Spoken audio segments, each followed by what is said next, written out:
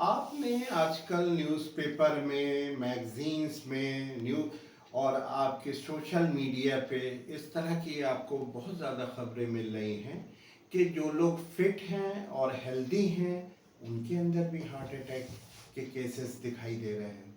ऐसे भी लोग हैं जो है आपके रोज़ रेगुलर एक्सरसाइज करते हैं, जिम जाते हैं, जिनकी फिटनेस भी अच्छी है, उनको भी हो रहा है, हार्ट अटैक हो रहा है। ऐसे भी लोग हैं जो सेलिब्रिटीज़ हैं, जैसे आपने बहुत ही रिसेंटली सुना होगा कि सैफ अली ख़ान को हार्ट अटैक हुआ और कुदरत ने उनको बचा लिया, दूसरा चांस, दूसरा मौका उनको मिल गया। और उसी के बरक्स एक सिद्धार्थ शुक्ला जी सेलिब्रिटी थे, उनको भी हार्ट अटैक हुआ, मगर कुदरत ने उनको दूसरा चांस, जो सेकंड चांस होता है, वो नहीं दिया और वो नहीं बच पाए।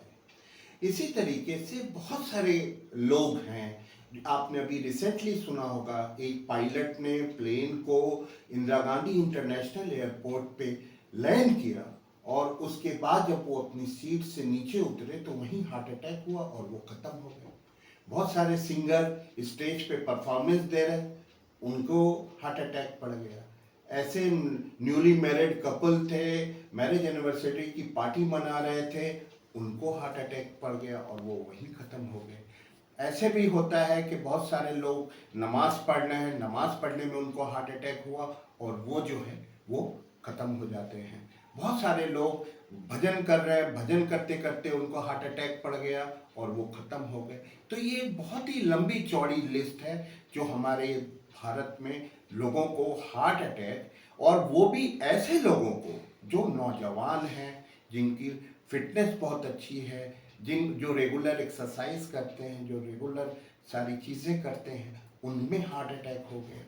तो आज के वीडियो में हम लोग ये देखने की कोशिश करेंगे कि ये जो हार्ट अटैक के cases bye lips and bounds जो प्रोग्रेस कर रहे हैं, इसका जो है कारण क्या है, और उसके कारण को हम लोग उसको आज इस वीडियो में समझने की कोशिश करेंगे, उसके ऊपर डिस्कशन करेंगे और उसको कैसे हम लोग कंट्रोल कर सकते हैं और कौन सी ऐसी स्ट्रेटेजी को हम अडॉप्ट करें कि ये सारे केसेस दोबारा से हमारे मुल्क में, हमारी कंट्री में ना हो।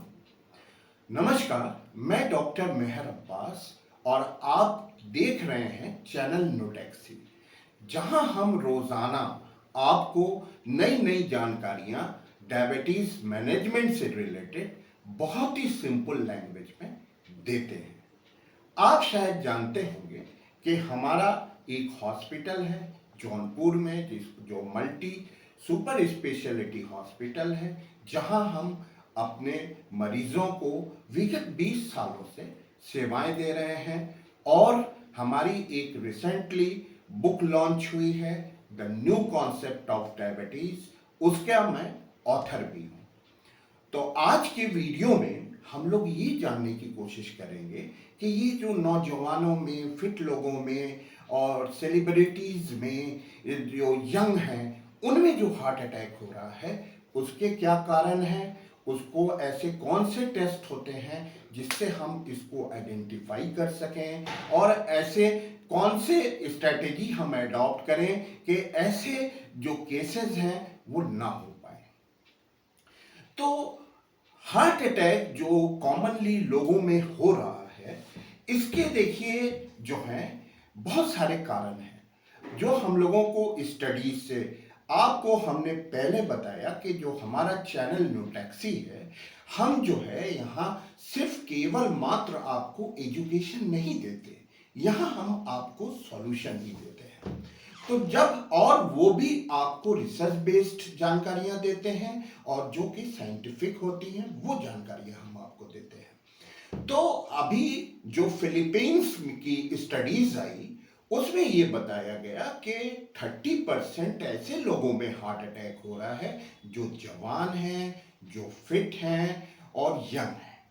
उन लोगों में ये हार्ट अटैक के केसेस देखे जा रहे हैं। और एक स्टडीज आती है जो कि कनाडा में स्टडी हुई थी, उसमें यह बताया गया कि 5% ऐसे लोगों में हार्ट अटैक हो रहा है जो कि यंग हैं और जो कि मेडिकली फिट हैं, उनमें भी हार्ट अटैक के केसेस पाए जा रहे हैं। एक स्टडीज बहुत ही रिसेंट है जो कि यूएस की स्टडीज है, उसमें ये बताया गया कि 3 to 4% जो नौजवान लोग हैं, जो यंग लोग हैं और जो मेडिकली फिट हैं, उनके अंदर जो है ये आपके हार्ट अटैक के केसेस हो रहे हैं। तो इसको जो उन लोगों ने रिसर्च किया तो उसमें उन्होंने 2 ग्रुप ऑफ पीपल को पाया जो कि यंग हैं और मेडिकली फिट हैं। ऐसे लोगों में उनको 2 ब्रॉड क्लासिफिकेशन में उन लोगों ने डिवाइड किया। तो एक जो क्लासिफिकेशन उसमें किया कि ओबेस एंड मेडिकली फिट, और दूसरा जो उन्होंने क्लासिफिकेशन किया वो किया लीन, वो तो दुबले पतले हैं मगर वो मेडिकली अनफिट हैं। ऐसे लोगों में ये जो हार्ट अटैक आ रहा है, जो यंग है और जो फिट हैं, उनमें ये केसेस ज्यादा दिखाई दी। तो अब हम लोग देखेंगे वो कौन से ऐसे टेस्ट हैं जिनको करने से ये जो दोनों क्लासिफिकेशन हुआ तो उसका जो है ये क्या कारण है और उनको किन जांचों की मदद से जो है उसको हम लोग उसका पता पा सकते हैं कि ये जांच से ये चीजों का पता लग सकता है। तो इसमें जो देखिए सबसे बड़ा जो कारण सामने आया वो है मेटाबॉलिक सिंड्रोम। मेटाबॉलिक सिंड्रोम आप लोग यूं समझ सकते हैं कि एक राक्षस की शक्ल में है और जिसके 4 पैर हैं, और जब चारों पैर है तो वो बहुत मजबूत है, वो आपकी बॉडी के अंदर वो सक्रिय है, और जब उसके चारों पैर नहीं रहेंगे तो वो खत्म हो जाएगा, वो तबाह हो जाएगा, वो बर्बाद हो जाएगा। तो ये जो उसके 4 पैर होते हैं तो उसमें जो पहला पैर उसका है वो आप समझ लीजिए ओबेसिटी। अगर आप ओबेस हैं, आपके अंदर मसल मास कम है, आपकी बॉडी में फैट आ गई है, आपके पेट निकल आया है, तो आप समझिए कि राक्षस का एक पैर आपके शरीर में बन गया। दूसरा पैर जो उसका होता है वो है डायबिटीज। अगर आपकी blood sugar, fasting blood sugar अगर आपकी 100 से कम है तो आप जो है प्री डायबिटीज नहीं है, और अगर आपकी 125 से ज्यादा है तो आपको डायबिटीज हो चुकी है। तो ये डायबिटीज जो है ये राक्षस का दूसरा पैर है। और जो तीसरा पैर है वो है डिसलिपिडीमिया। डिसलिपिडीमिया का मतलब ये होता है कि आपकी बॉडी में एचडीएल जो गुड कोलेस्ट्रॉल है वो कम है, एलडीएल जो है वो ज्यादा है, ट्राइग्लिसराइड आपके ज्यादा है। तो अगर ये 3-4 चीजें आपके टेस्ट में आ रही हैं तो आप ये समझ लीजिए कि आपके राक्षस का तीसरा पैर भी आपके शरीर में जो है वो बन चुका है। और चौथा जो होता है वो है ब्लड प्रेशर। तो अगर आपका ब्लड प्रेशर 130/80 से बढ़ के 140/85 है या 135/85 है तो आपका ब्लड प्रेशर बढ़ा हुआ है, और आपके शरीर में राक्षस का चौथा पैर ब्लड प्रेशर के रूप में, हाइपरटेंशन के रूप में, वो भी आपके शरीर में बन गया है। तो अगर आपके अंदर जो है ओबेसिटी है, डायबिटीज है और हाइपरटेंशन है और डिसलिपिडीमिया है, यानी ये 4 कंपोनेंट अगर हैं, यानी आप जो कि मेटाबॉलिक सिंड्रोम के कंपोनेंट होते हैं, तो आपको हार्ट अटैक होने की संभावना, स्ट्रोक्स होने की संभावना, सीवीए यानी सेरेब्रोवास्कुलर एक्सीडेंट होने की संभावना बहुत ज्यादा होती है। तो आइए अब हम लोग देखते हैं कि इसको हम कौन सी ऐसी जांच है जिससे हम इसको जो है देख सकते हैं, आइडेंटिफाई कर सकते हैं कि ये हमारे शरीर में पसर चुका है। तो उसको हम लोग बोलते हैं, उस जांच को, ये ब्लड टेस्ट होता है, इसको हम लोग बोलते हैं होमा आईआर। तो होमा आईआर का जो कैलकुलेशन होता है वो हम लोग कैसे करते हैं? HOMA IR is equal to fasting blood sugar multiplied by fasting insulin level divided by 405। इसकी वैल्यू अगर आपकी शरीर में इसकी वैल्यू जो है वो आपके 2.5 से कम है, तो हम ये कहते हैं कि हमारे शरीर में मेटाबॉलिक सिंड्रोम नहीं है। यदि ये वैल्यू आपकी 2.5 से ज्यादा होती है और 3 तक आ जाती है, तो इसको हम लोग कहते हैं कि आपकी बॉडी में मॉडरेट मेटाबॉलिक सिंड्रोम है। और अगर इसकी वैल्यू जो है वो आपकी 3 से 4 या 4 से ज्यादा हो जाती है, तो इसको हम लोग कहते हैं सीवियर मेटाबॉलिक सिंड्रोम। तो और एक चीज इसमें बताते हैं कि हम लोग इंडिया में जो ब्लड शुगर को नापते हैं तो वो मिलीग्राम पर डेसीलीटर में नापते हैं, और जैसे आप यूएस में, यूके में, यूरोप में जो है इसको मिलीमोल्स पर लीटर में। तो यदि हमारे बहुत सारे इंडियंस बाहर रहते हैं, वो अगर कराते हैं तो वहां जो रिपोर्ट आएगी तो वो मिलीमोल्स पर लीटर में आएगी। तो उसको आप क्या करें कि उसको 18 से आप मल्टीप्लाई करते हैं, तो आपको जो है मिलीग्राम पर डेसीलीटर में आपको रिपोर्ट मिल जाएगी। जैसे आपकी जो फास्टिंग शुगर है, सपोज वो 10 है, तो आप उसको 18 से अगर आप उसको मल्टीप्लाई कर देते हैं तो वो 180 मिलीग्राम पर डेसीलीटर हो जाती है।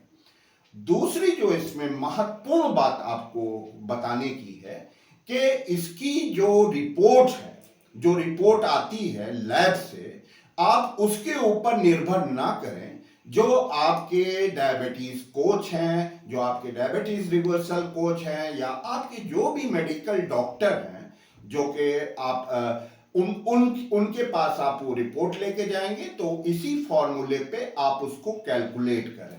और अगर उसकी वैल्यूज जैसे होती है मैंने बताया, तो उसी तरीके से आप अपने को आइडेंटिफाई करें कि आपको जो है आपकी नॉर्मल है, कि आप मॉडरेट स्टेज में हैं, कि आप सीवियर स्टेज में हैं। दूसरी चीज ये है कि ये जो मेटाबॉलिक सिंड्रोम है, इसको आप ऐसे समझ सकते हैं कि जो मेटाबॉलिक सिंड्रोम के साथ साथ जो दूसरी जांच होती है, जो दूसरा जो होमा आईआर बताया, इसके साथ साथ जो आप समझ लीजिए बॉडी में इन्फ्लामेशन। और अगर मेटाबॉलिक सिंड्रोम और इन्फ्लामेशन दोनों में अगर हाथ मिला लिया, तो समझ लीजिए कि आपकी बॉडी में बहुत ज्यादा डिजास्टर्स इफेक्ट जो है ये होने वाला है। तो इन्फ्लामेशन को हम ऐसे समझ सकते हैं कि जैसे हमारे यहाँ आग का यूज होता है दिया जलाने में, पूजा पाठ में, अगरबत्ती धूप बत्ती पे जलाने के लिए होता है।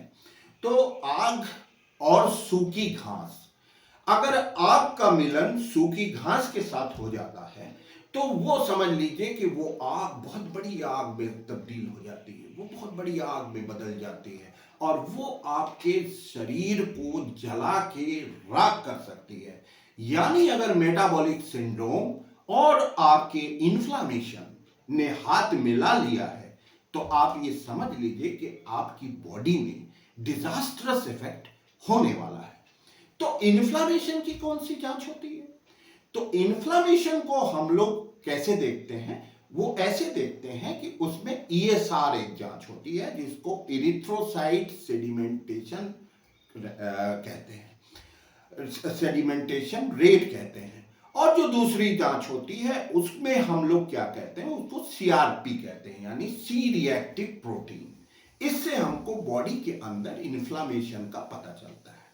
तो इन्फ्लामेशन क्या है वो मैंने आपको घास और आग की उससे आपको मैंने समझा दिया। इन्फ्लामेशन जो है ये बॉडी के लिए बहुत ही बेनिफिशियल होता है, कोई घाव है जो आपके इन्फ्लामेशन हो गया आपकी बॉडी में, तो वो जब तक इन्फ्लामेशन ग्रेनुलेशन टिश्यू नहीं आएंगे तो वो घाव नहीं बढ़ता।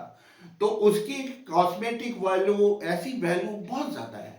मगर जब वो आपके इन्फ्लामेशन बॉडी में आपके होता है तो उससे, और वो मेटाबॉलिक सिंड्रोम के साथ मिल जाता है, तो वो बॉडी के अंदर बहुत डिलेटेरियस इफेक्ट भी डालता है। तो आपने देखा होगा कि ये जो सारी चीजें हैं, ये जो मेटाबॉलिक सिंड्रोम है या इन्फ्लेमेशन है, बॉडी में कोई ऐसी चीज नहीं है जो अचानक होती है, और जिंदगी में भी कोई ऐसी चीज नहीं है जो आपको अचानक हो जाए। चाहे वो सफलता हो, सफलता भी किसी को अचानक नहीं मिलती, और जो है असफलता जो है अगर किसी को मिलती है तो वो भी जो है कोई अचानक नहीं होती, उसमें कम से कम 10 साल। तो अगर आपको अपने मेटाबॉलिक सिंड्रोम या इन्फ्लामेशन को अगर आप चाहते हैं कि हम उसको जला के राख कर दें अपनी बॉडी में, तो आपको 10 साल पीछे देखना होगा कि आपने 10 साल क्या किया।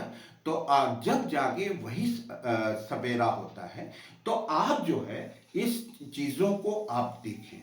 तो हमने जो अभी डिस्कस किया कि आपको जो जवानों में, जो यंग लोगों में, फिट लोगों में कैसे हार्ट अटैक होता है, उसके बारे में मैंने बताया।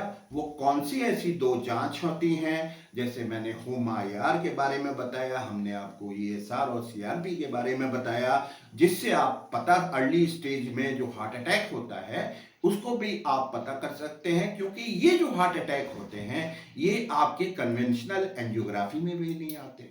ये जो है, जो CT एंजियोग्राफी जिससे आपका कैल्शियम स्कोर देखा जाता है, उसमें भी नहीं आते। तो इसके लिए जो स्पेशलाइज्ड जांचें हैं वो मैंने आपको बता दी। तो अगर आपको ये वीडियो हमारा पसंद आता है तो आप हमारे चैनल को लाइक करें, शेयर करें, ज्यादा से ज्यादा लोगों में बताएं, और हमें कमेंट करके आप लोग जरूर बताएं कि आपकी HOMA-IR रिपोर्ट क्या है, आपकी ESR वैल्यू कितनी है, आपकी CRP वैल्यू कितनी है, ताकि हम आपको जो ये हार्ट अटैक हो रहे हैं, जवानों में हो रहे हैं, फिट लोगों में हो रहे हैं, उन लोगों के में जो हो रहे हैं वो आपको ना हो पाए। जब जागे तभी सवेरा। तो आप लोग न्यूटैक्सी से जुड़े रहें, आपको फायदा जरूर होगा। क्योंकि न्यूटैक्सी जो है वो आपको सिर्फ एजुकेशन नहीं देता, वो आपको सॉल्यूशन भी देता है।